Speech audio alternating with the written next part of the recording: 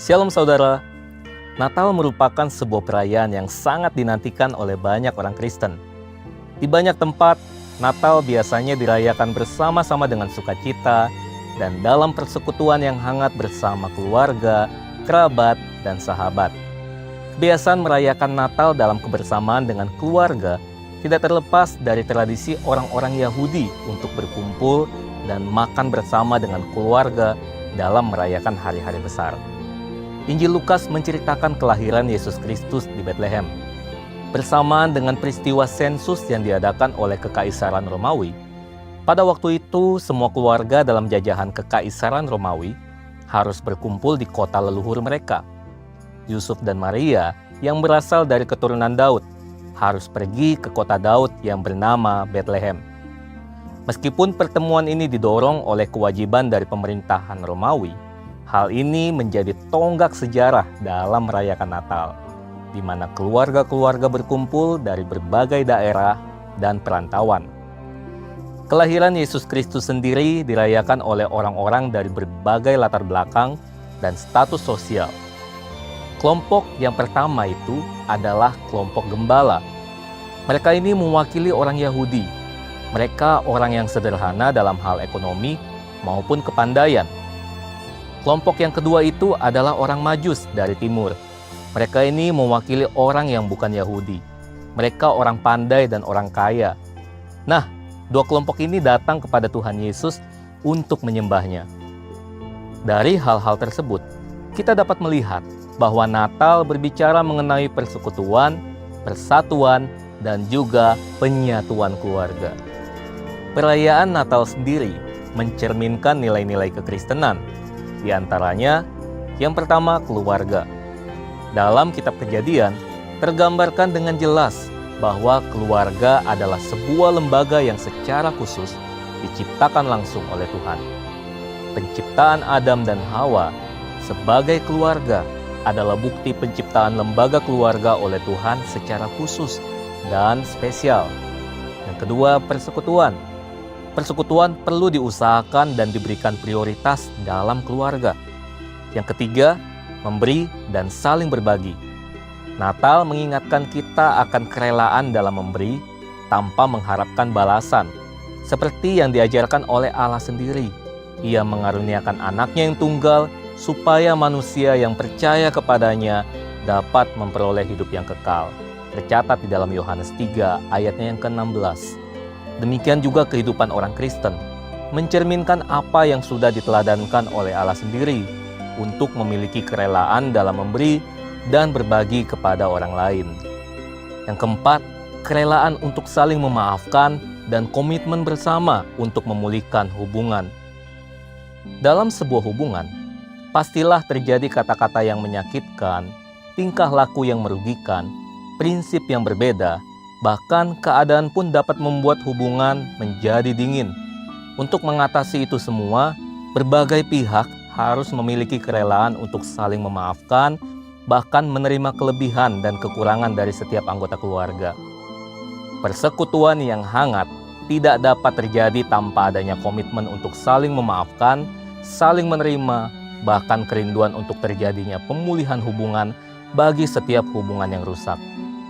Roma 12 ayat 18 menuliskan, "Sedapat-dapatnya kalau hal itu bergantung padamu, hiduplah dalam damai dengan semua orang." Efesus 4 ayat 32, "Tetapi hendaklah kamu ramah seorang terhadap yang lain, penuh kasih mesra dan saling mengampuni, sebagaimana Allah di dalam Kristus telah mengampuni kamu." Yang kelima, melayani bersama. Yosua 24 ayat 15b menuliskan, "Tetapi aku dan seisi rumahku, kami akan beribadah kepada Tuhan." Di masa ini, di saat setiap orang tenggelam dalam kesibukannya masing-masing, perayaan Natal mengingatkan kita akan pentingnya untuk memulihkan dan memelihara sebuah hubungan. Allah yang maha besar dan maha agung saja rela untuk mengaruniakan anaknya yang tunggal demi memulihkan hubungan antara Allah dan manusia yang sudah rusak. Demikian juga harapan Allah bagi kita semua. Setelah hubungan vertikal dengan Allah dipulihkan, hubungan horizontal kita pun dengan sesama, dengan keluarga, kerabat, dan sahabat pun dipulihkan. Tugas utama kita adalah menyelesaikan amanat agung Tuhan Yesus. Tugas besar ini hanya bisa kita lakukan kalau kita sebagai anggota tubuh Kristus mau bersatu dengan rendah hati. Dengan kasih dan cinta seperti yang telah Tuhan Yesus ajarkan, kita mampu bekerja bersama untuk mewujudkannya. Saudara, untuk penjelasan lebih lengkap dari tim teologi kami, silakan untuk membuka link yang ada di atas atau scan QR Code yang tersedia. Merry Christmas everyone and Happy Holiday. Tuhan Yesus memberkati.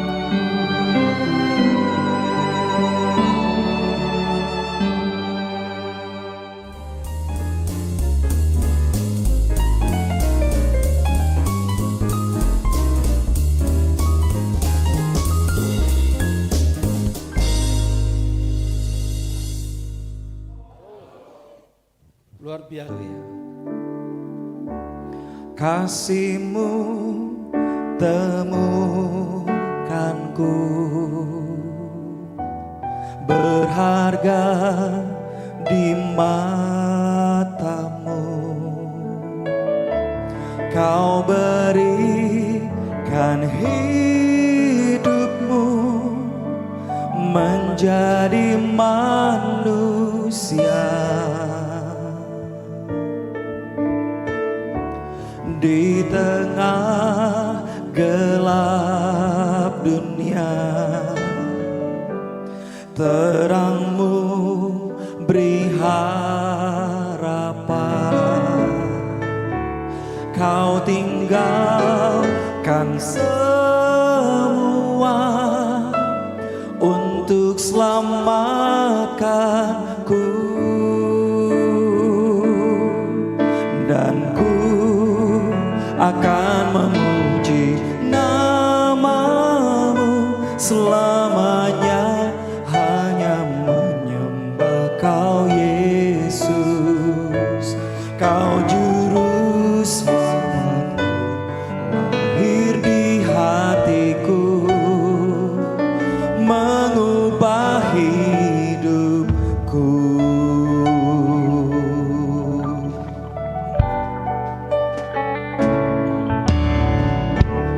Kasih-Mu temukanku, berharga di mata-Mu.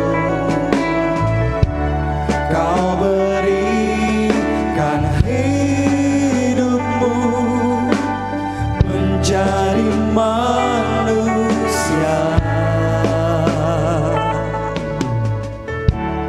Di tengah gelap dunia, terang-Mu beri harapan. Kau tinggalkan semua untuk selamatkanku, dan ku akan memuji nama-Mu selamanya, hanya menyembah Kau Yesus. Kau juru selamatku, lahir di hatiku, mengubah hidup. Katakan, dan ku akan memuji nama-Mu selamanya, hanya menyembah Kau Yesus. Kau juru selamatku, lahir di hatiku. Mari kita bangkit berdiri bersama-sama. Mari kita nyatakan kembali, dan ku akan memuji nama-Mu selamanya, hanya menyembah Kau Yesus. Kau juru selamatku, lahir di hatiku, mengubah hidup, dan ku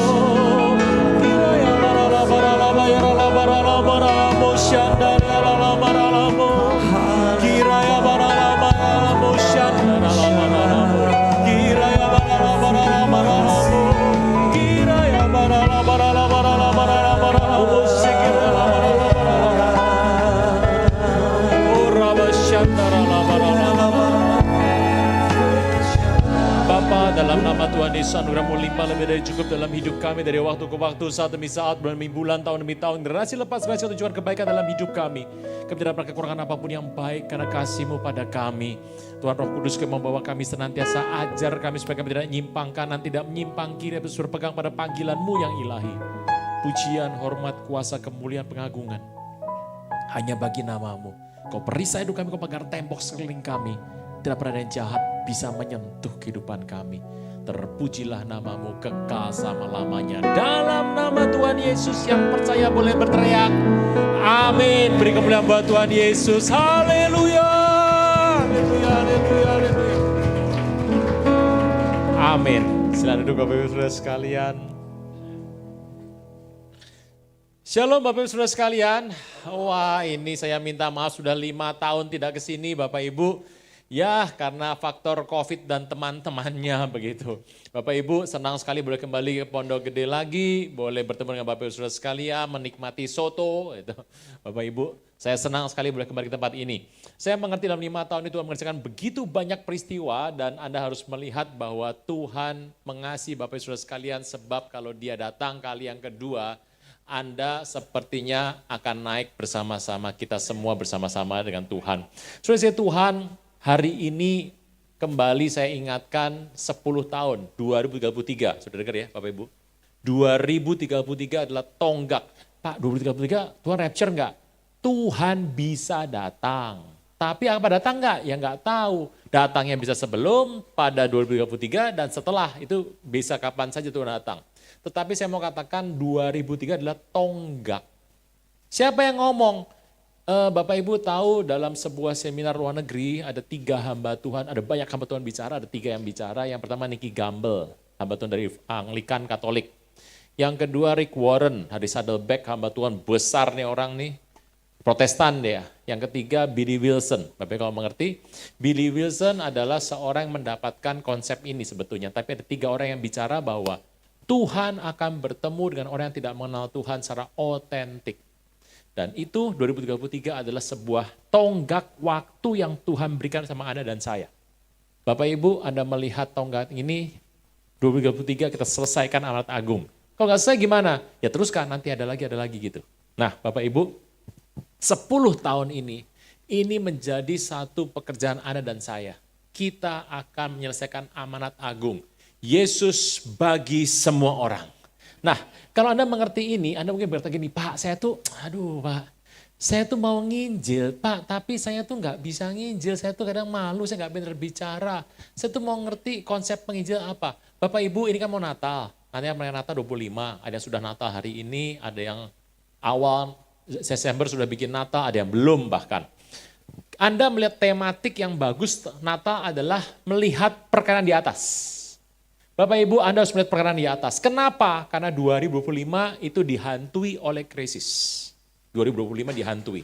Nah, Anda harus melihat ke atas sebab engkau tahu bahwa kehidupan Anda dan saya tergantung dari atas itu. Bapak Ibu, semua ini diberitakan supaya Anda mengerti bahwa kita sedang ada zaman akhir. Nah, Bapak Ibu, kalau Anda bertanya sama saya, Pak, bagaimana Pak caranya nginjil? Penginjilan adalah konsep setiap waktu yang Anda harus selesaikan dan saya harus selesaikan. Bapak Ibu mungkin Anda nggak pintar bicara. Saya mau cerita sebuah hal dari seorang tokoh yang penting bernama Lukas. Tuhan Yesus punya murid 12, ya toh? 12 murid. Tetapi kalau kita mengerti sebetulnya Tuhan tuh punya murid 82. 70 dan 12. 12 itu dari orang-orang yang bicara penginjil, tapi juga ada di 70 yang namanya seperti tidak tertulis di Alkitab, tapi ada. Nah 70 orangnya siapa aja memang berganti-ganti ya. Nah murid Tuhan Yesus dalam penginjilan gospel ada 4. Injil sinoptik 3 tambah 1, 4 ya. Matius, Markus, Lukas, Yohanes. Matatias, Yohanes, Mose, Yohanan, Moshe, Luke, dan Yohanan adalah penulis Injil. 4. Dari 4 ini, yang 2 ini, yaitu adalah Luke dan Yohanan Moshe, Markus dan Lukas, adalah murid 70. Gitu ya. Jadi murid Tuhan itu adalah ini, Matius dan Yohanes, Yohanan nih, dan ada Yohanan Moshe dan Luke itu yang dari 70. Nah, Bapak Ibu, kalau Anda mengerti kenapa sih Tuhan itu muridnya 12 doang, Anda harus mengerti loh. Kalau di Yahudi itu ada peringkat, rabi itu ada peringkatnya. Peringkat terbesar itu adalah raban, bukan rabi namanya, raban. Orang yang sangat dihormati, sangat besar raban panggilannya. Dan misalnya siapa? Gamaliel, Anda tahu Gamaliel ada gurunya Paulus, ada seorang raban. Raban itu punya murid ribuan dan punya sekolah tinggi teologi, punya dia. Dan ucapannya sabdo pandito ratu, pasti jadi. Itu besar tuh, raban. Dan Tuhan Yesus bukan raban. Yang kedua, Tuhan Yesus itu ada yang namanya rabi. Orang Saduki dan orang Farisi adalah orang-orang di sana itu. Dan muridnya sekitar 300 atau 400 orang. Tuhan Yesus di situ enggak? Enggak di situ. Tuhan Yesus adalah peringkat ketiga dari rabi yang namanya rabi kampung. Nah, makanya kenapa Tuhan murid itu cuma 12 dan keluar masuk kampung. Ya karena dia rabi kampung gitu. Tuhan Yesus itu rabi kampung. Bapak Ibu, tapi yang aneh adalah rabi kampung kalau bikin KKR ngasih makan 5.000 orang laki-laki, belum perempuan, belum anak-anak gitu. Itu kalau dijumlahkan semua itu laki dan anak-anaknya bisa 45.000, 40.000 tuh. Jumlahnya besar sekali dikasih makan sama Tuhan yang notabene dia adalah rabi kampung. Makanya kalau Bapak Ibu mengerti kenapa orang Farisi sama Saduki benci sama Tuhan Yesus ya karena itu. Rabi kampung tapi pelayanannya 40.000 gitu. Bapak Ibu jadi Anda jangan menyesal jangan sakit hati kalau ada orang benci sama Anda. Kalau Anda orang, Pak saya tuh orang benci sama saya banyak, berarti Anda punya sesuatu yang besar. Gitu. Pak gak ada yang benci sama saya, Anda gak punya apa-apa. Gitu ya. Bapak Ibu nih, Tuhan Yesus itu punya penulis Injil ada 4. Dari penulis Injil 4 ini, orang bertanya sama saya, Pak, Bapak tuh kalau di Alkitab suka siapa? Gitu ya. Saya bilang, oh mau Tuhan Yesus, saya bilang. Oh jangan Tuhan Pak. Ya, PL atau PB. Kalau PL suka siapa, kalau PB suka siapa? PL, saya suka Adam. Loh kok bukan Daud? Nah situ tanya tadi tuh.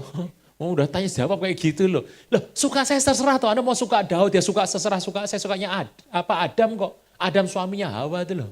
Itu suka saya. Kalau Anda suka Daud masing-masing. Masing-masing suka masing-masing tuh. Saya khotbahkan Adam kapan-kapan ya nanti Bapak Ibu kalau saya kesini lagi.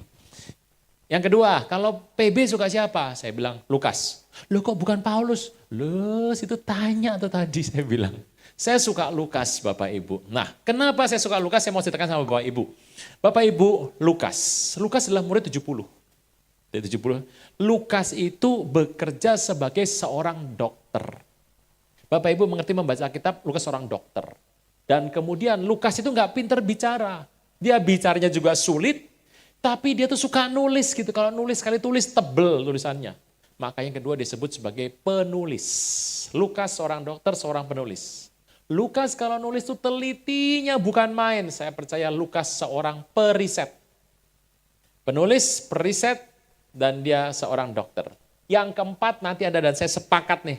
Lukas seorang teolog. Gitu ya. Nah, Lukas ini seorang yang dia mengerti perintah Tuhan Yesus. Seraya engkau berangkat pergi, sampai engkau berangkat berjalan, seraya engkau pergi melangkah, muridkan semua bangsa. Lukas itu mendengar kisah ini. Lukas mengerti bahwa Tuhan memerintahkan dia untuk pergi menginjil. Tapi yang memberi kata, dia nggak pintar bicara. Dan dia cuma bisa nulis. Dia bertemu orang tapi dia tuh susah ngomong sama orang. Dan dia nggak tahu siapa orang yang mau dia injili. Begitu banyak orang.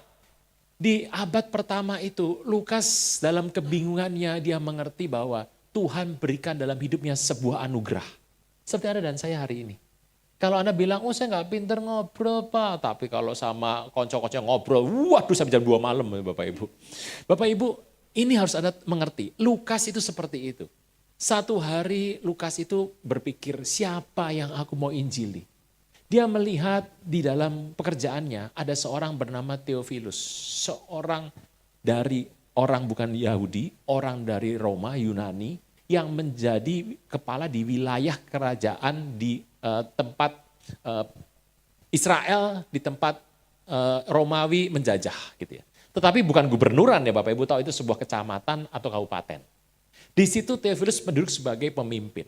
Dan Lukas tuh melihat Theophilus, aku tuh ingin supaya dia bertobat. Apa yang mau dia buat? Tahun 58 sampai 60 Masehi, Lukas menulis sebuah tulisan. Tulisan yang kelak ada dan saya terima sebagai kitab Lukas. Bapak Ibu Anda mengerti loh. Lukas itu bukan seorang saksi mata. Anda, hari ini kan Anda nggak bawa Alkitab toh?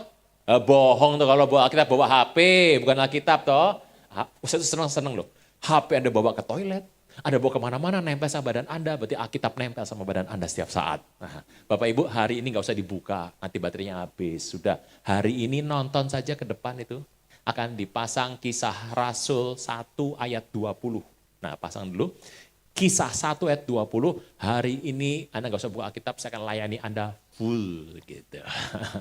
Oke, sebab tertulis bahwa hari itu kan mau diganti nih, Matias mau diganti. Jadi apa?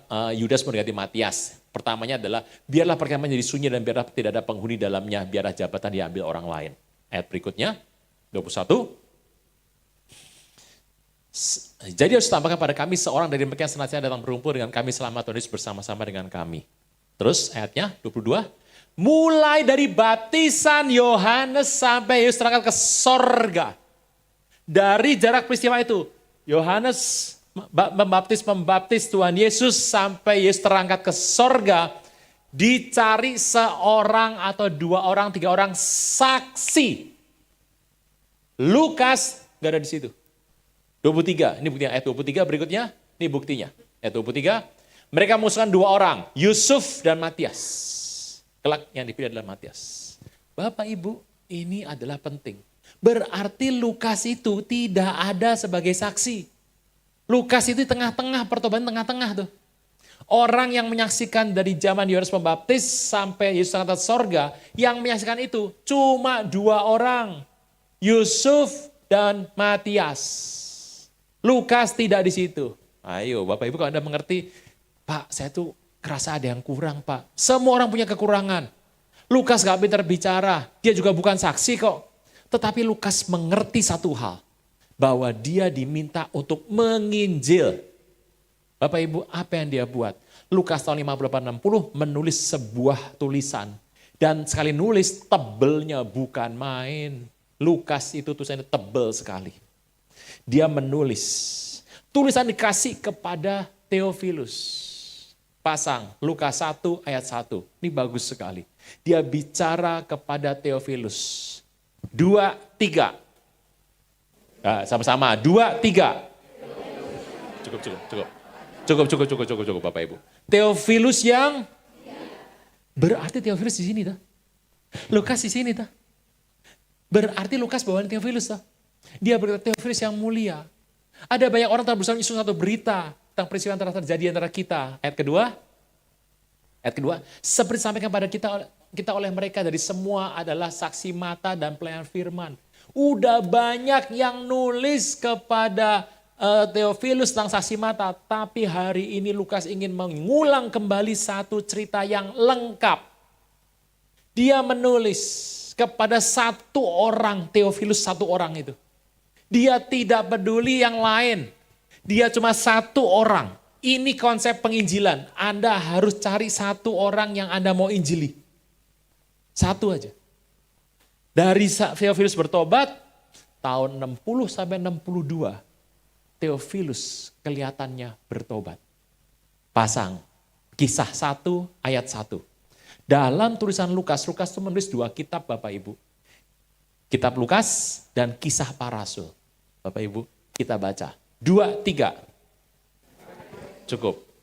Hai bro Theophilus, hai bro. Mana yang mulianya? Mana yang mulianya? Gak ada toh. Berarti Theophilus sudah bertobat. Di situ. Hai yang mulia Theophilus. Kemudian dia berkata, hai bro Theophilus, hai bro. Hari itu Theophilus menjadi bertobatan dan sama dengan Lukas. Posisinya sudah sama setara dengan Lukas. Jadi hari itu Theophilus bertobat, dan karena Theophilus bertobat, Bapak Ibu saya mau sarankan Anda yang sedang hamil atau punya cucu atau punya anak belum kasih nama nih. Nah saya sarankan pakai nama ya, namanya kasih nama Theophilus. Theo Tuhan, Philus pecinta, pecinta Tuhan, Theophilus kasih nama itu. Biar keren Pak, Theophilus Wijoyo. Nah itu kayak soto Kembang Joyo itu loh, Wijoyo. Biar perkasa kayak apa? Theophilus Prakoso Wijoyo. Biar raja-raja Jawa gitu yang apa ningrat-ningrat Pak. Theophilus Prakoso Wijaya Jawa Diningrat. Nah itu bagus Bapak kasih nama itu semua sama, semua satu gereja. Bapak Ibu, kisah Theophilus itu bagus sekali dan Theophilus bertobat. Karena Theophilus bertobat maka seisi tempat Theophilus berkantor semuanya bertobat. Bapak Ibu, Lukas telah menyelesaikan bagian yang dia serahkan kepada Lukas. Lukas adalah seorang teolog yang berhasil menobatkan Theophilus. Theophilus kemudian menginjil dan banyak anak buahnya yang bertobat. Bapak Ibu di sini Anda mengerti bahwa Lukas adalah orang yang strategis. Tetapi Anda mengerti, Anda dan saya kan akan menginjil toh. Tujuan yang pertama Anda harus ngerti, penginjilan itu bukan supaya orang bertobat. Ayo Bapak Ibu, aku pengen dia bertobat, injili dia. Bapak Ibu, ada orang Anda injili 100 kali sampai tempelengin Anda, sampai jatuh, nggak bertobat juga kok. Ada yang Anda baru injili, baru 2 menit, baru bukan belum loh, udah bertobat dia. Nah kok bisa? Sebab penginjilan Anda dipakai Tuhan atau tidak. Anda dan saya tidak bisa nobatkan manusia. Tidak ada manusia sini bertobat karena manusia, yang lain tidak ada. Kita bertobat karena Tuhan Yesus. Ada ayatnya nih, 1 Korintus 12 ayat 3. Nih pasang nih. Bagus banget nih. Pas ambil yang tengah ya, saya ambil tengah ya. Yang tidak ada seorang pun. Tidak ada seorang pun dapat mengaku Yesus adalah Tuhan selain oleh. Nah itu, tuh. Tidak ada orang bisa bertobat kalau Anda nggak dipakai Tuhan, Anda tidak bisa nobatkan manusia. Dan masalahnya begini, Anda tidak pernah tahu siapa yang akan bertobat. Nggak pernah tahu Anda. Bapak Ibu, karena tidak tahu ini, ya akibatnya Anda menginjil. Dengan harapan penginjilan Anda dipakai oleh Tuhan supaya orang tuh bertobat. Bapak Ibu Anda mengerti, Anda lahir di muka bumi ini, nggak ada yang salah loh. Anda mau lahir dalam kondisi cacat, mohon maaf. Anda mau lahir dalam kekurangan. Anda mau lahir, saya nggak kenal orang tua saya siapa Pak, Bapak Mama saya nggak tahu yang mana. Saya dari kecil nggak kenal orang tua saya. Ada orang yang lahir di muka bumi, ada yang wah berkecukupan, mantep ya. Tapi begitu dia besar, dalam dosa dia jatuh. Bapak Ibu, orang lahir di muka bumi nggak ada yang salah. Nanti tapi Anda selama menjalani, Anda akan bertemu dengan Tuhan. Nah, orang itu macam-macam. Kalau Anda jatuh dalam dosa, saya mau sarankan, Bapak Ibu Anda berdamai.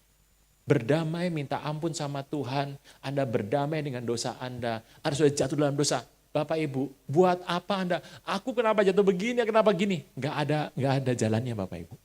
Anda jatuh, Anda bangun, Anda minta ampun sama Tuhan, Anda berdamai. Bapak Ibu, berdamai adalah hal yang penting untuk Anda lakukan apabila jatuh dalam dosa. Setelah Anda jatuh, Anda kembali lagi, nanti Anda lihat baik-baik. Orang-orang yang pernah jatuh di tempat Anda, akan Anda dipakai Tuhan untuk menyelamatkan orang-orang seperti itu. Bapak Ibu, sebuah hal yang menarik. Saya itu membuat penelitian kecil. Jadi begini, saya mau tahu orang yang bertobat karena penginjilan saya dipakai oleh Tuhan itu berapa. Dari saya bertobat sampai hari itu. Saya ingin melihat berapa persen orang yang bertobat karena penginjilan saya dipakai oleh Tuhan. Kalau saya ditanya, Pak nginjili perokok enggak Pak? Oh saya tuh nginjili perokok tuh banyak sekali. Yang bertobat berapa Pak? 2. Lah, ya cuma 2 kok ya. Saya enggak, kok cuma 2? Lah jangan ngomong sama saya cuma 2, Tuhan bilang cara 2 ya 2. Ya 2 bertobat. 2. Lah kenapa begitu Pak? Gini, saya tuh dari lahir sampai hari ini nih, merokok pasif 1 kali aja belum pernah kok. Belum pernah tuh. Rasanya kayak apa saya nggak tahu. Sampai hari ini saya nggak tahu rasanya. Jadi kalau nginjil gimana? Ya nginjil aja gitu. Nginjil gitu ya. Bapak Ibu, ada pesan penting bagi Bapak Ibu Anda yang masih merokok. Saran saya, berhenti. Berhenti segera. Sebelum sesuatu terjadi tahun depan. Nah, ini pesan apa ya, ada nubuatan nih Bapak Ibu, hati-hati. Saya udah bilang berkali-kali. Bapak Ibu kalau Anda masih merokok, gitu, kurangi dan berhenti segera. Karena kalau tidak, nanti menghadapi sesuatu tahun depan. Udah ya? Sudah, oke. Apa tuh Pak? Nggak tahu. Bapak Ibu, Jadi saya tuh menginjil, saya nginjil-nginjil aja. Karena saya nggak ngerti bagaimana rasanya menginjil perokok tuh nggak ngerti, saya nginjil-nginjil aja. Tetapi waktu saya melihat data statistik saya tuh kaget. 80-85% orang bertobat yang backgroundnya sama dengan saya. Yang backgroundnya sama dengan saya bertobat. Berarti masalah background orang tuh penting loh. Anda tuh dipakai dalam background Anda untuk penginjilan. Anda harus mengerti ini Bapak Ibu. Background saya dari sini tuh celaka. Anda harus berdamai dengan background Anda. Nanti Tuhan akan pakai Anda di background Anda untuk orang-orang yang jatuh dalam dosa yang sama. Bapak Ibu, sebuah kisah sebagai penjelasan. Saya dulu seorang dosen. Saya tuh dosen tuh mengajar di kampus-kampus ya. Saya tuh mengajar dan harus bimbing skripsi. Anda tahu kalau sekarang tuh bisa S1 lulus dengan skripsi atau jalur non skripsi. Itu bisa kalau sekarang. Kalau zaman saya tuh harus pakai skripsi. Jadi kalau mau lulus harus skripsi. Saya membimbing 14 orang. Dan saya tuh kalau membimbing tuh satu hari Rebu. Saya taruh semua dalam ruangan ber-AC, kumpul semua, saya bimbing semua. Selesai satu hari itu gak ada hari lain, Rebu aja pokoknya itu. Nah, untuk saya bimbingan itu, dalam ruangan itu masuklah satu orang. Tik, tik, tik, tik, tik. Orang ini duduk di belakang. Saya pikir begini, ini orang pasti teman dari salah satu dari situ. Sebab dia bukan bimbingan saya. Atau mungkin dia ngadem AC. Ya udah. Terus saya bimbingan, saya berkata, oke saudara kerjakan tugas ini, maka kita akan bertemu minggu depan, saya akan tanya lagi apa sudah selesai apa belum. Saya minta Anda setia dan melakukan dengan sungguh-sungguh karena kita akan selesai dalam waktu 2,5 bulan atau 3 bulan. Oke, bisa ya? Oke, sampai ketemu. Pulang tuh semua. Lah orang tuh gak keluar tuh. Di belakang duduk aja. Saya bilang, Non, kamu siapa? Saya bilang, oh Pak, saya namanya ini. Kamu ngapain di situ? Kan kamu bukan bimbingan saya. Betul Pak, saya bukan bimbingan Bapak, tapi menurut saya Bapak bisa menyelesaikan masalah saya Pak soal skripsi. Oh, mau bimbingan tapi bukan bimbingan saya, tapi mau bimbingan. Ya, oke, ya sudah sini, maju sini. Ada apa? Dia duduk, dia berkata, Pak, hari ini saya ke rumah sakit. Loh, ini bawa bab 4 sudah 5 kali diganti, ini yang kelima. Bab 4 tinggal diteken Pak. Anda kan ngerti kalau bab 4 diteken itu, berarti bab 5 tinggal 2 minggu. Terus habis itu bisa ujian. Nah, bab 4 tinggal diteken Pak. Saya mau ketemu pembimbing saya masuk rumah sakit. Nah, waktu saya ketemu, pembimbing saya sudah masuk ICU. Nah, pembimbing saya tidak keluar lagi dari rumah sakit. Meninggal. Waduh lah Pak, ini gimana Pak? Nah, saya bilang gimana? Lah pembimbing saya pernah ngomong sama saya gini. Saya tuh sakit-sakitan ya. Nanti kalau saya sakit, saya masuk rumah sakit, kamu dapat 3 tugas dari saya. Kamu lakukan ini dengan benar. 1, kamu hubungin ketua jurusan, kajur. Kamu hubungin kajur, kamu cerita masalah kamu. Nanti setelah kamu hubungin kajur akan memberikan pada kamu pilihan. Kamu harus memilih 1, dosen Bapak A. Bapak A ya jangan lupa ya, Bapak A itu teman baik saya. Kamu pilih Bapak A, Bapak ini kan pinter, dia akan menyelesaikan skripsi kamu tepat pada waktunya. Tapi kalau Bapak A ini sibuk, nggak bisa, kamu cari Bapak B. Ini juga teman saya nih. Tetapi karena ilmunya agak beda, mungkin dia nggak selesai skripsi kamu. Skripsi kamu harus mulai dari 0 lagi. Tetapi jangan takut. Kalian sudah ngomong sama dia, nanti dia akan selesaikan dalam 3-4 bulan bisa selesai. Kamu jangan lupa ya, 3 orang kamu harus hubungin, orang yang wajib kamu hubungin kalau saya ada apa-apa. Tapi kamu ingat, ada 3 orang lagi jangan kamu hubungin. Nama saya yang nomor 1 tuh di situ. Lah orang aneh tuh.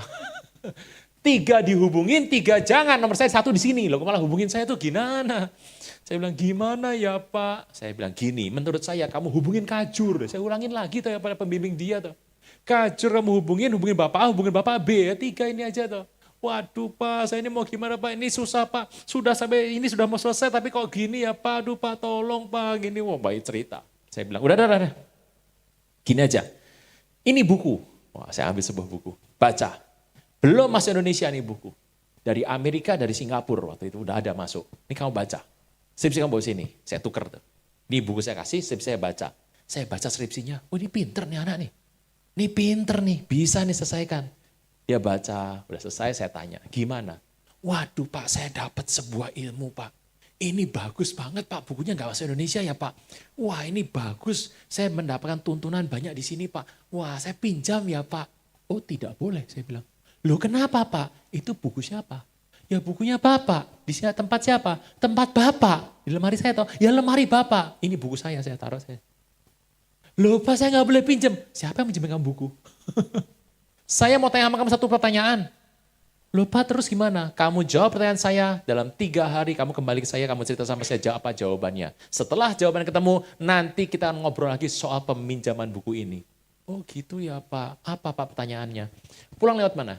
Saya pulang naik bis 1 kali, naik angkot 1 kali. Oke, begini pertanyaannya. Andai kata kamu keluar dari tempat ini, kamu naik bis toh? Iya Pak. Naik bis tiba-tiba andai kata bisnya tabrakan. Buar. Pak jangan gitu dong Pak. Saya cuma cerita, dengarkan dulu saya bilang. Tabrakan duar. Kamu terbakar, kamu meninggal. Pak. Diem saya bilang. Saya mau tanya sama kamu satu pertanyaan. Jawab saya. Kemana kamu akan pergi kalau kamu meninggal? Jawab saya dalam 3 hari di tempat ini. Oke, non, sampai jumpa.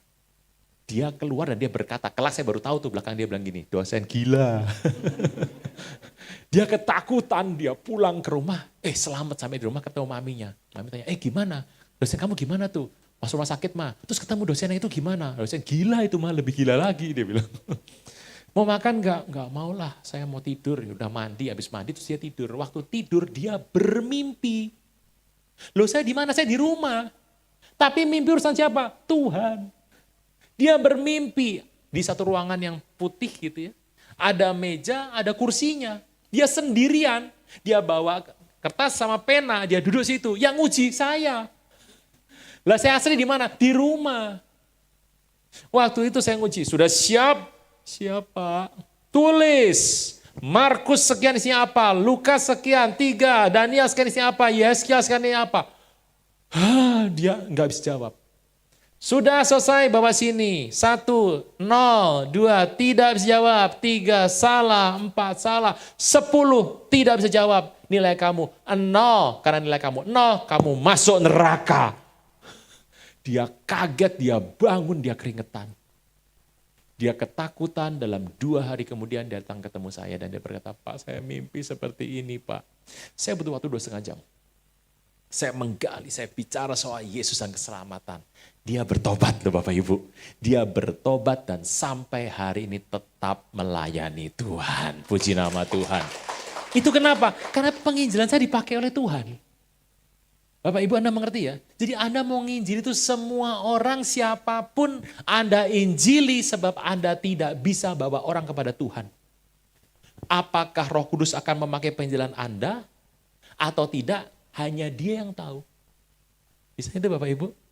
Anda saya mau dia bertobat, ya Anda injili. Tapi dia bertobat atau tidak? Anda nggak bisa ngomong. Anda percaya orang yang saya injili 100 kali kan bertobat? Nggak ada cerita gitu ya.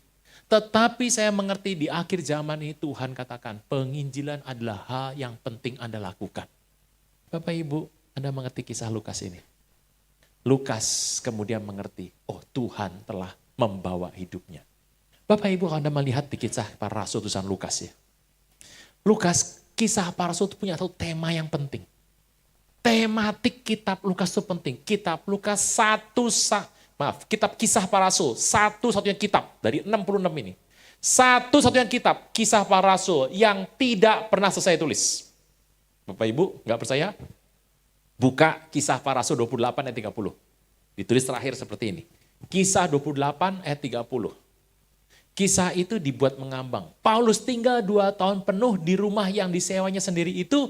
Ia menerima semua yang datang kepadanya. Ayat berikutnya, 31. Terus terang tanpa ditekan apa-apa. Ia beritakan ajaran tentang Tuhan Yesus Kristus. Pertanyaan mudah saja. Kenapa Paulus bisa terus terang tanpa rintangan bicara apa-apa tentang Tuhan Yesus? Kenapa dia bisa begitu? Jawabannya ayat sebelumnya. Ayat sebelumnya 30. Ayat 30 berkata, Paulus tinggal 2 tahun penuh di rumah yang itu. Bapak Ibu ingat, Paulus seorang tahanan. Setahu saya seorang tahanan, semua kehidupan dibiayai oleh negara. Tetapi Paulus memilih menyewanya sendiri.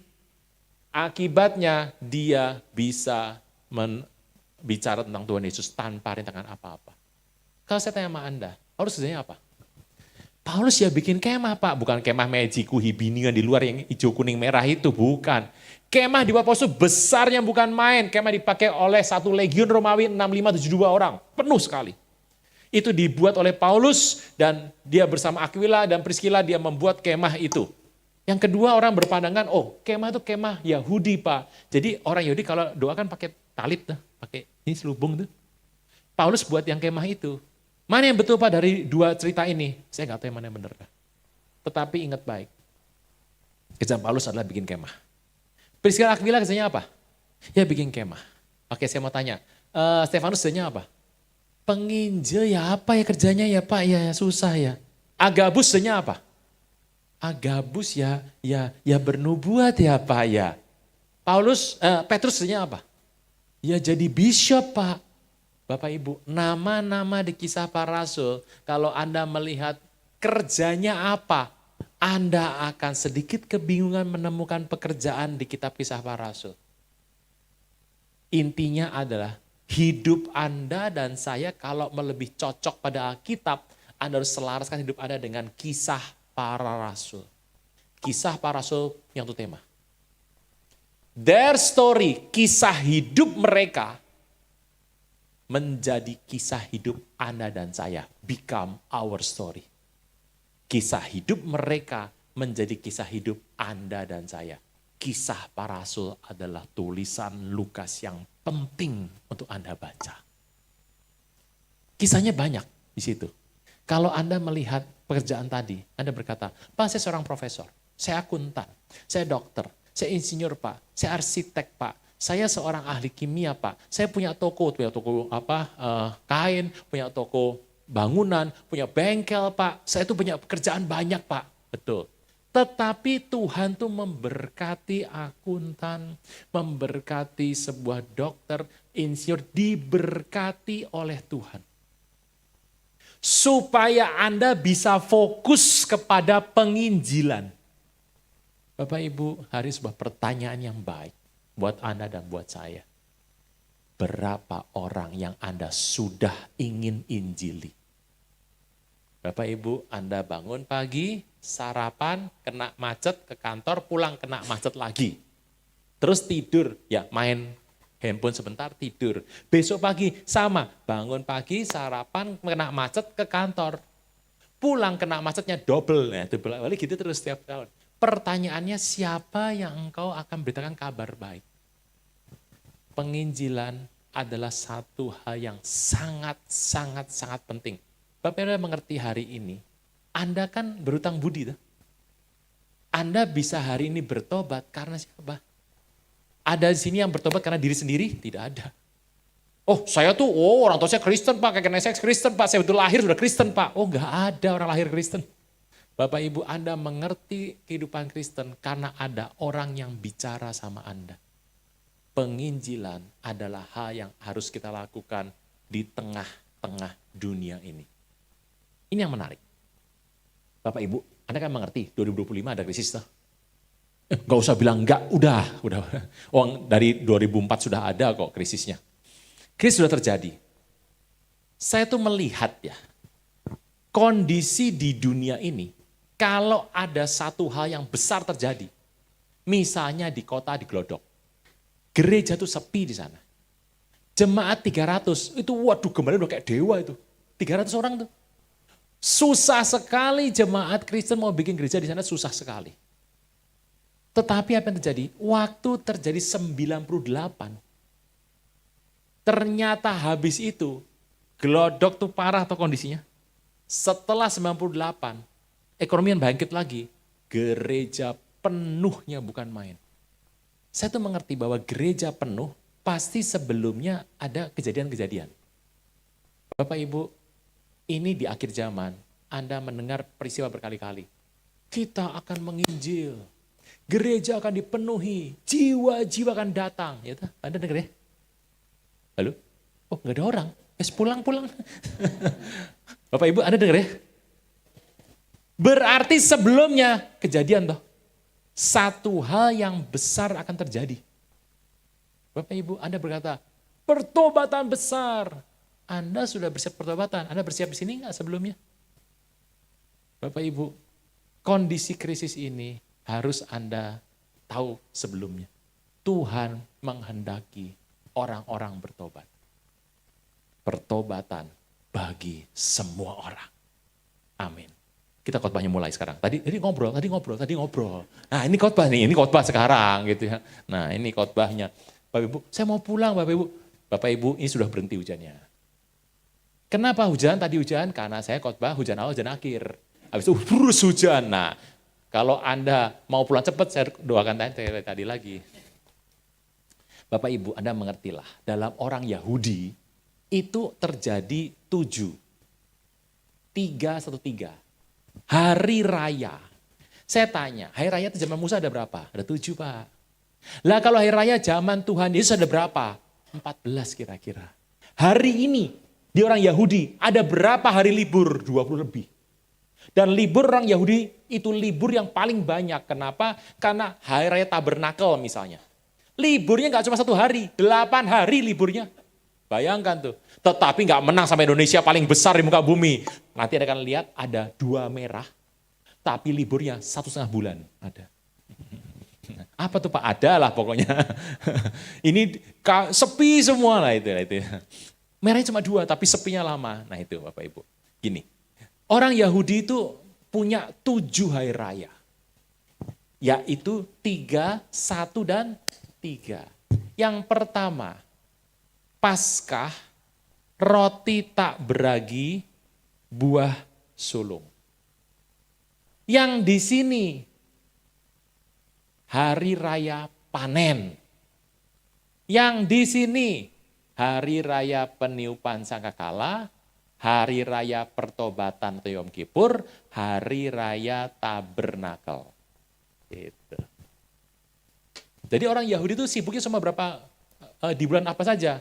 Bulan Nisan itu ya bukan merek mobil gitu. Ini katanya mau sama Honda mau merger katanya ya toh. Kita tunggu saja. Nisan itu yang itu Pak di kuburan ya bukan. Nisan itu Aviv, bulan Aviv atau bulan Nisan. Yang sini bulan Sivan. Yang sini bulan Tisri. Pak keluar di ujian enggak? Enggak keluar di ujian. Gitu. Anda dengarkan saja, enggak ngerti Pak, nanti diulang lagi peristiwanya ini, dinonton lagi YouTube-nya. Satu. Bapak Ibu, saya mau tanya, Tuhan mana sampai Tuhan kita? Ini tuh paling enak. Ini 3 ini mewakili peristiwa yang namanya adalah pertobatan. Kalau Anda sudah bertobat, maka di muka bumi ini engkau akan panen raya. Wah yang amin cuma sedikit ya, nggak pengen panen nggak apa-apa Bapak Ibu ya toh. Nanti kalau nggak ada kata engkau meninggal, kau ketemu sorga. Ingat sorga kita tuh bukan sorga yang ada sekarang ya. Sorga ada dan sorga saya adalah langit baru, bumi baru. Tuhan mana seperti ini? Kalau engkau bertobat, di muka bumi panen.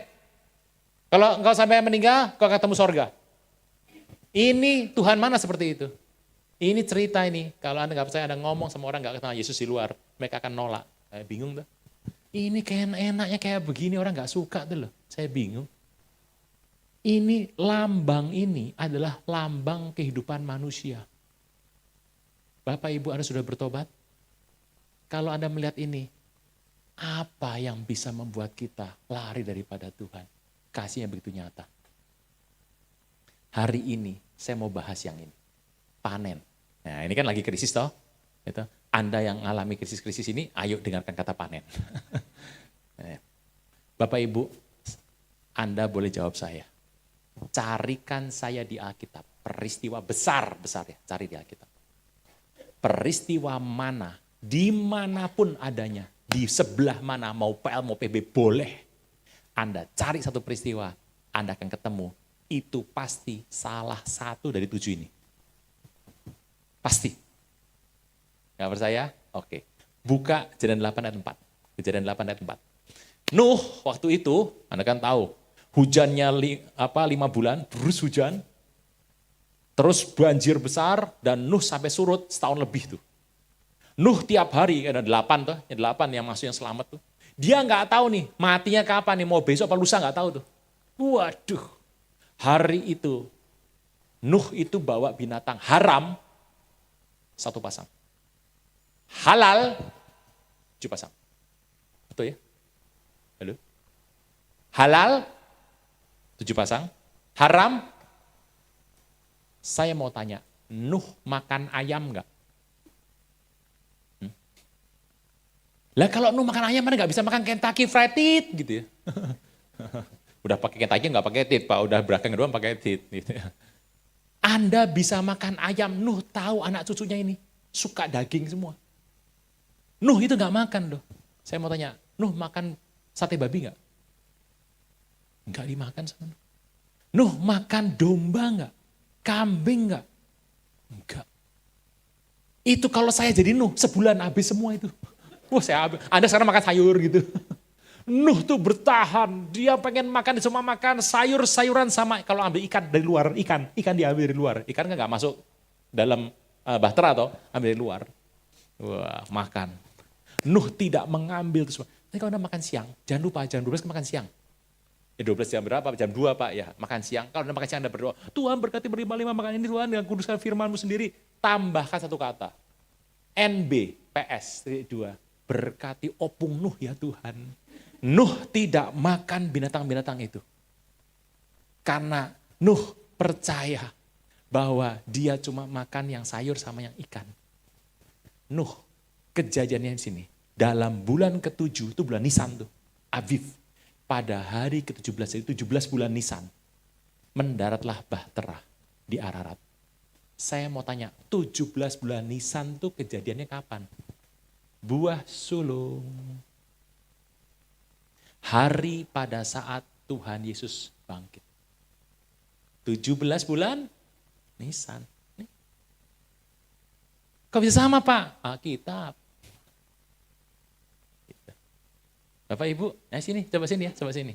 Anda pernah tahu toh, Tuhan bilangin sama Moshe. Moshe! Wah, Musa bingung, ada apa? Aku dipanggil, ada apa? Umatku nyembah berhala. Waduh, engkau tanggung jawab, waduh. Tapi Tuhan berkata dia mengambil 2 tablet batu, bukan tablet Samsung, bukan tablet. Stone tablets. Kasih sama Musa. Aku tulis firmanku di sini, ajarkan umatmu supaya mereka tidak bersalah lagi. Musa terima. Musa terima stone tablets. Kapan? 6 bulan Sivan. Hari Raya Pentakosta. Tuh Bapak Ibu, kalau Anda masih mau cari yang lain di Alkitab, pasti satu dari ini. Saya bicara Pentakosta hari ini. Pentakosta, saya mau tanya, Bapak Ibu, hari Pentakosta hari apa sih? Nah gitu ya. Wah. Jawabannya kebetulan jawabannya kalau mengikut cerita ada yang salah pasti. Hari pencurahan Roh Kudus Pak, saya mau tanya. Pentakosta dengan pencurahan Roh Kudus duluan siapa? Gini, saya tuh lahir hari Minggu, makanya jadi pendeta. Ada hari Minggu hati-hati kalau lahir ya. Lahir hari Minggu jadi pendeta. Pak, hari Minggu tuh hari apa? Kan saya nggak boleh tuh bilang gini, hari lahir saya. Lah wong saya sama Minggu duluan Minggu kok. Pentakosta sama pencurahan Roh Kudus siapa duluan? Roh Kudus memang lebih dulu. Pencurahannya sampai Pentakosta duluan siapa? Pentakosta duluan. Anda nggak boleh bilang pencurahan Roh Kudus Pak. Nggak bisa dong, karena Pentakosta duluan. Pentakosta adalah perayaan panen.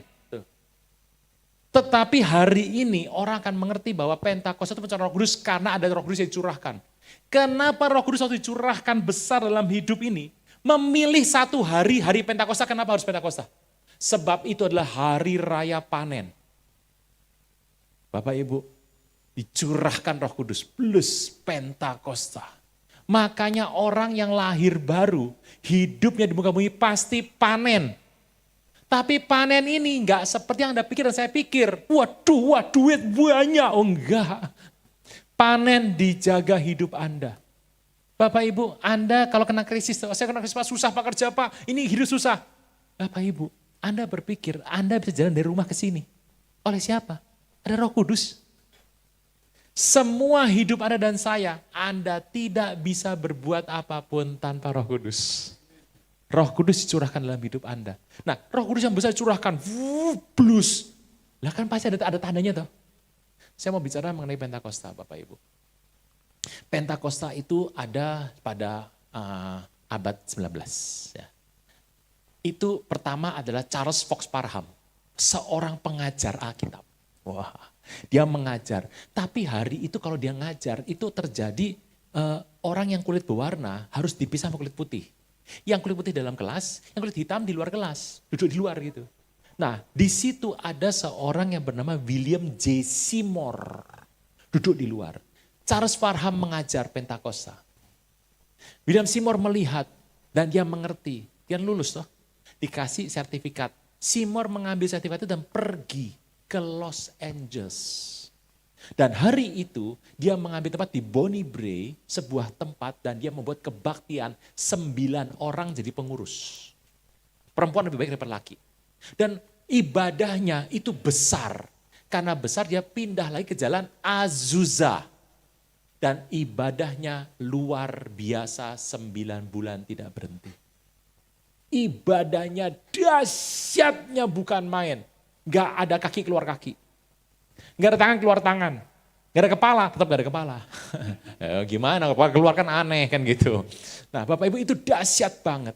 Di Amerika itu ada perkumpulan gereja-gereja. Perkumpulan gereja-gereja banyak. Bapak Ibu tahu GSJA? GSJA tahu tak? Halo?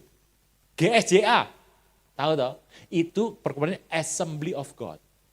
GBI, Church of God. Nah, perkumpulan itu ada banyak, ratusan, ribuan bahkan di dunia.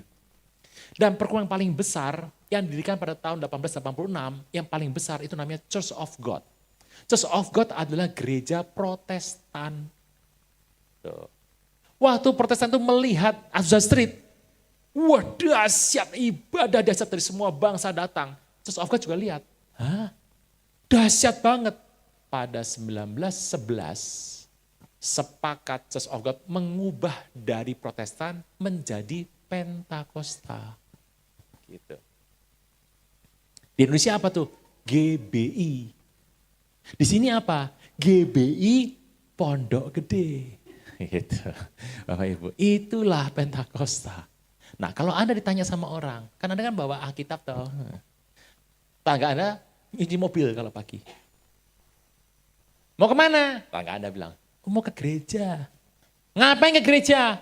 Ya nyembah Tuhan, sukacita. Apa enaknya? Enak. Mau ikut enggak? Enggak. Tangga Anda bilang enggak. Itu gerejamu tuh gereja apa? Apa jawaban Anda? Gereja ini gereja apa? Gereja apa? Gereja gini-gini tuh Pak. Loh, gereja apa ini? Gereja apa? Anda harus bilang, gereja GBI Pondok Gede ada di bawah Rayon 5. Ya, Rayon 5. Ada di bawah GBI Gatot Subroto. Ada di bawah GBI. Di atasnya Church of God. Itu gereja apa? Bapak Ibu harus lihat loh. Anda masuk gereja. Ini khotbah apa, ngomong apa, gak jelas. Mungkin ada salah masuk gereja Bapak Ibu. Bapak Ibu harus ngerti, gereja ini adalah Pentakosta klasik. Pentakosta klasik. Yaitu percaya bahwa Roh Kudus yang besar masuk dalam hidup Anda, plus gitu ya. Ada tanda, toh Anda punya tanda toh. Tandanya adalah Anda berbicara bahasa lidah. Ya. Tanda yang lain Pak, bebas. Oh saya belum bisa, ya minta sama Tuhan. Gitu.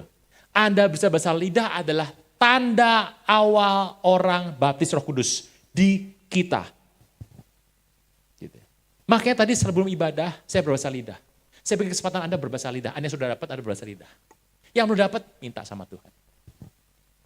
Pak, tapi kalau karismatik tuh beda sama Pentakosta klasik. Berbeda. Karismatiknya. Berbahasa lidah adalah salah satu tanda orang baptis Roh Kudus. Pentakosta klasik. Berbahasa lidah adalah tanda awal orang baptis Roh Kudus. Sama apa beda? Ulang. Ini udah jam 2 sudah susah nih. Pentakosta klasik. Anda bisa bahasa lidah toh? Itu adalah tanda awal Anda baptis Roh Kudus. Oke. Karismatik. Anda bahasa lidah adalah salah satu tanda Anda baptis Roh Kudus. Beda apa sama? Beda. Tapi lagunya sama, yang buat juga sama, yang nyanyi juga sama orangnya. tapi beda. Makanya gereja tuh ada yang mata, ada yang telinga, ada yang mulut, ada yang tangan, ada yang kaki. Masing-masing berjalan. Aduh Pak pusing pas nginjil aja. Bagus, Anda mau nginjil, bagus gitu ya. Anda harus ngerti loh. Nah di sini itu Anda masuk dengan konsep Pentakosta klasik. Itu yang dikatakan bahwa inilah kegerakan yang Tuhan katakan. Gereja lain ya dianggap benar ya masing-masing benar. Jadi jangan gini masuk gereja ini apa, aku gak ngerti apa-apa. Ini salah masuk gereja biasanya. Disinilah tempat Pentakosta klasik akan dibangun oleh Tuhan. Yang tempat lain gimana? Ya masing-masing dibangun saja. Tapi saya di sini mewakili Anda untuk menjadi Pentakosta klasik. Nilai-nilai itu semakin hari semakin berkurang. Tapi saya mengerti pelayanan ini akan menuju pada akhir. Pelayanan ini akan maju. Dan di akhir ini Anda akan melihat tangan Tuhan yang besar turun atas hidup Anda dan hidup saya. Amin. Bangkit berdiri. Kok cepet Pak? Saya tahu Anda lapar. Ini sudah dekat Natal. Saya percaya selamat menaikkan Natal dan tahun baru. Kita bertemu tahun depan kalau Tuhan izinkan. Dan kita akan melihat perbuatan tangan Tuhan yang besar. Seorang anaklah lahir untuk kita, seorang putera diberikan, lambang pemerintahan di atas bahunya, dan namanya pun disebut orang penasehat ajaib, apa yang perkasa, Bapa yang kekal, Raja damai. Sambutlah Dia, Yesus Tuhan, Juru Selamat dunia, penasehat ajaib, Allah yang perkasa, Bapa yang kekal, Raja damai. Sambutlah Dia, Yesus Tuhan, Juru Selamat dunia, nasihat ajaib. Bapa, dalam nama Tuhan Yesus kami berdoa saat ini. Kau berkati umat-Mu di waktu Natal ini kami merayakannya. Sebab kami mengerti konsep penginjilan akan kami lakukan. Tuhan Yesus, Tuhan Yesus kau lahir bagi kami. Kau berkati kami seluruhnya. Seluruhnya. Depan, belakang, kanan dan kiri.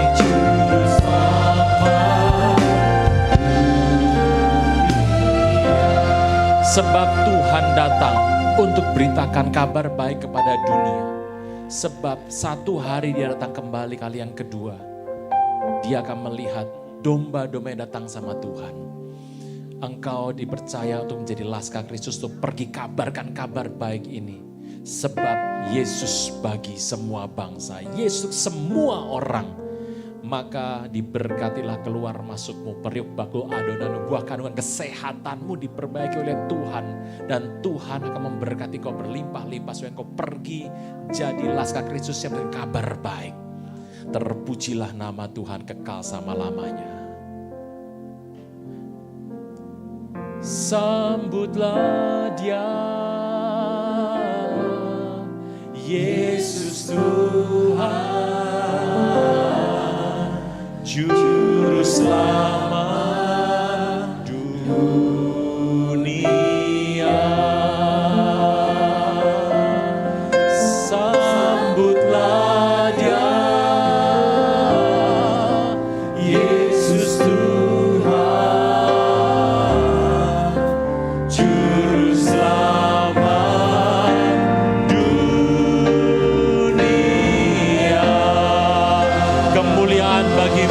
tempat yang maha tinggi. Terpujilah nama Tuhan. Haleluya, haleluya. Amin. Terima kasih Tuhan untuk kasih setiamu yang ku alami dalam hidupku. Terima kasih Yesus untuk kebaikanmu sepanjang hidupku. Terima kasih Yesusku buat anugerah yang kau beri. Sebab hari ini Tuhan akan syukur. Mari kita angkat tangan kita sama-sama katakan, terima kasih Yesusku buat anugerah yang kau beri.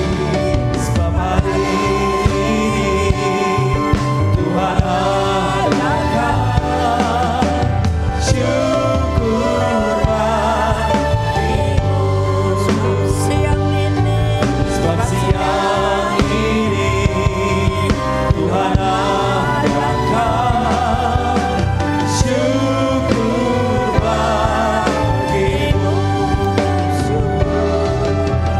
Syukur bagimu.